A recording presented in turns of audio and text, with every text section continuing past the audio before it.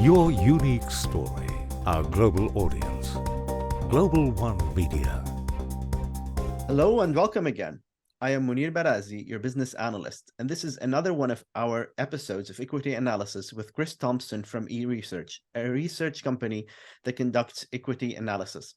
Our discussions with Chris are particularly relevant for investors because in those episodes, Chris talks about recent insights from his analysis of hand-picked stocks to help investors make decisions more efficiently.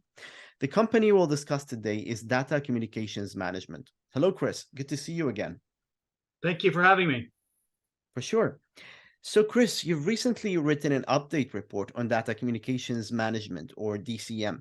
Can you share with our viewers the three key highlights of the quarter? Sure. DCM, provides various services, mostly in Canada, and it focuses on services in the printing, labeling, and content management industries, focusing on things like financial services and other types of industries which require a lot of printed material or online marketing material. In this quarter, which was this Q3, it reported $63.4 million, and importantly, it was up over 11% from last year, the same time last year, which is great because it's sort of rebounding from the lows of COVID. And the company commented that it was driven by both, it's growing its business with its existing clients as well as new business wins. So that's important for the company as it's building its the pipeline back up. They've had some recent layoffs to sort of right size the company, and so right now, they were focusing on a metric which they love to promote, which is revenue per employee, and it's over $290,000 per employee now, which is up 40% over the last 5 years. So it's sort of showing you how they've been consolidating their operations to lower their costs and improve their revenue per employee. The other thing, the other point I thought was important in the quarter was that EBITDA was very strong, over $6 million, and we believe that it could reach almost 27 million by the end of this year, which is important, as well as the fact that it had quarterly profits again of almost $2.7 million. So in this environment, it's great that companies like DCM are making money quarter over quarter, and it's been a profitable year for the company overall. That's a good performance considering the current business environment. Mm-hmm. And Chris, for the investors who are watching us, what are some other positive factors in this quarter? Well, in the quarter, the company reported that so far this year they've had $30 million of new business, which is great because some of it will go into next year, and that they're doing this digital first strategy, and they have a large pipeline of sort of tech-enabled business that they believe will start coming into the revenue stream next year. The other thing that they were working on lowering their costs and improving their gross margins. And gross margins were over 31% this year, which was great.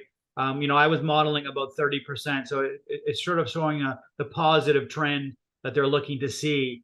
And one of the things about this company is it does have a little bit of debt, and so they have been paying down the debt, and which is important, and focusing on the high cost fixed debt, which is now down around 25 million from 34 at the end of 2021. So important that it's actually focusing on those key business metrics to help move the company forward. Very good improvements in efficiency.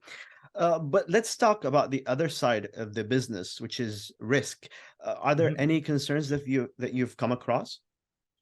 Well, when I looked at the financials, the SG&A, or the expenses, were up slightly in the quarter, and also up from a percentage of revenue, which is always concerning. But the company did say it was mostly because of the increased sales required higher commissions, which makes sense, as well as there was a little bit of cost inflation in the actual business, so they had to increase salaries a bit because of inflation. But it was only up slightly. It was not up as much as inflation's been, and so that was important.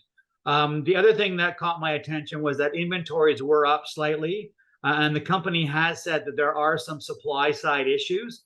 So they are actually going out and sourcing key material and making sure that they have that material in their warehouse. So inventory levels were up, but they also mentioned that this was also key in winning some deals because they were able to execute on some services to their clients because they had the material in their warehouse. So that was important. So we're going to keep an eye on those two over the next few quarters to make sure that the inventory and the cost controls are in place.